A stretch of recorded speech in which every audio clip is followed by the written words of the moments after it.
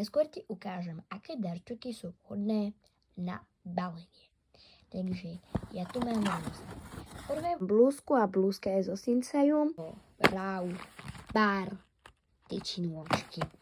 Majú veľmi dobré zloženie, ja som ich kúpila v X. Toto bude tiež veľmi vhodné na balenie, budem to baliť takisto. Takže ďalšia vec.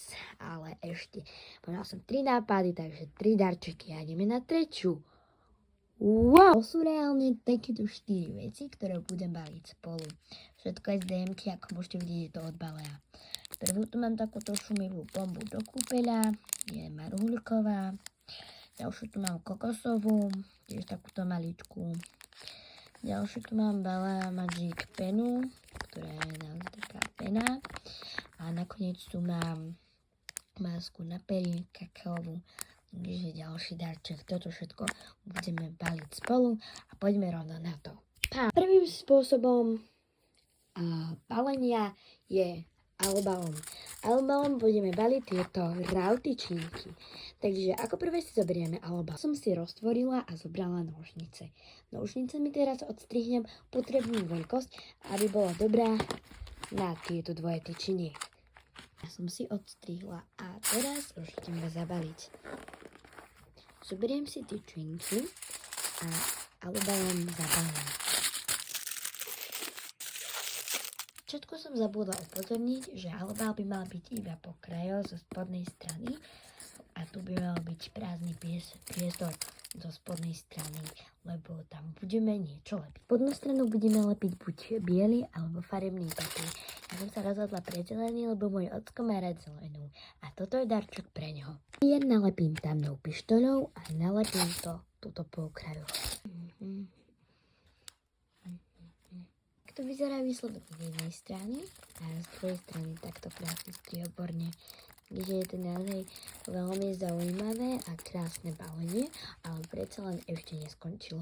Teraz budeme potrebovať menovku. Okrem menovky aj vianočné nálepky. Zoberieme si menovku a nalepíme ju niekde na balíček, kde chceme napísať, komu je to venované.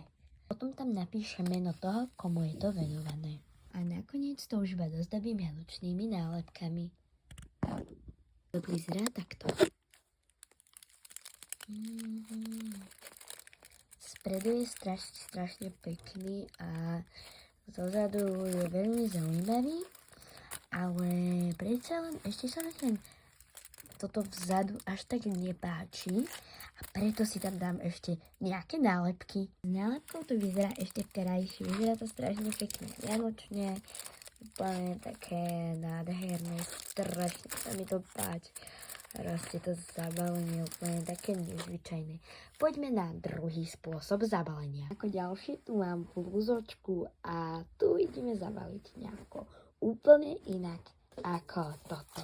Prvé DIY. Dlho som nevidela, ako túto nádhernú blúzku zabaliť, až ma nakoniec oslovila jedenkrát takáto DM taška. Rozhodla som sa, že s touto DM taškou to bude veľmi jednoduché. A tak ideme na ďalšie DIY. Zoberieme si DM tašku, ale predtým túto tašku musím vyvrátiť. Takže to som si pekne vyvrátila. Ja si túto zrolovanú blúzku dám do prevrátenej tašky. To trochu zvláštne, ale nebojte sa, bude to veľmi pekné. Teraz začnem tašku skladať smerom dole. Tašku uzmiem rohy a vložím ju. Prevlečím cez celú tašku a takto zaistím. Aby som to celé ešte spevnila, odlepím to lepiacou páskou. Tento štýl balenia sa mi strašne páči, vyzerá tak úplne tak starodávne, tak proste to... Ja neviem to ani vyjadriť, ale proste hrozne sa mi to páči. Takýto obloučík, ale samozrejme, takéto to nie je až také pekné, ako to bude na konci. Teraz by sme si mali na túto vrchnú časť dať menovku a napísať, pre koho to je. Takže takto to teraz vyzerá, ale samozrejme byť to vianočné a preto to vianočnými páskami a nálepkami zdokonalím a potom uvidíte. Mám tých pások naozaj veľa. Takže darček teraz vyzerá úplne inak. Vyzerá hrozne pekne. Proste úplne tak vianočne. Každý má iný štýl, ale mne sa tento štýl balenia veľmi páčil. Je to také úplne také, že neobvyklé, akože veľmi pekné, takže už máme 2 DIY, to mi určite napíš, ktorý je podľa teba najlepší. A idem na tretí, posledný. Môj posledný darčuk je DM-kový. A tento bude úplne pekne, ale zvláštne zabalený. Som nevidela, ako ho zabaliť, ale nakoniec som sa rozhodla. Tie 2 bomby si zoberiem zvlášť a ukážem vám, ako zabaliť tie a potom ako toto. Ale nebojte sa, celé to bude aj tak spolu zabalené.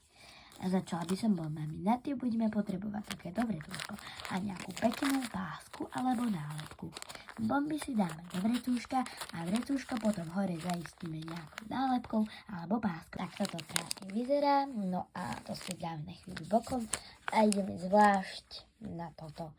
Toto bude tiež také nezvyčajné a bude to zabalené v papieri. Ale nebude to však baliaci papier, bude to normálny papier. Vyberieme si motív, aký chceme, ale zabalíme iba toto. Ja som si pripravila takú obálku. Teraz do nej dám vlastne tieto veci a potom hore zalepím.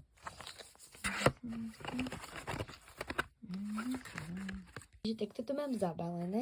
No a teraz bude vrchol programu. Budeme potrebovať eurobal. Takže mám eurobal.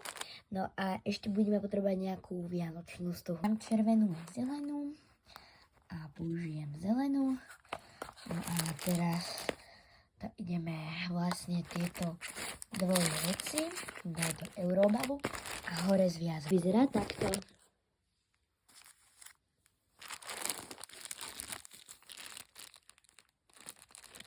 Naozaj pekne.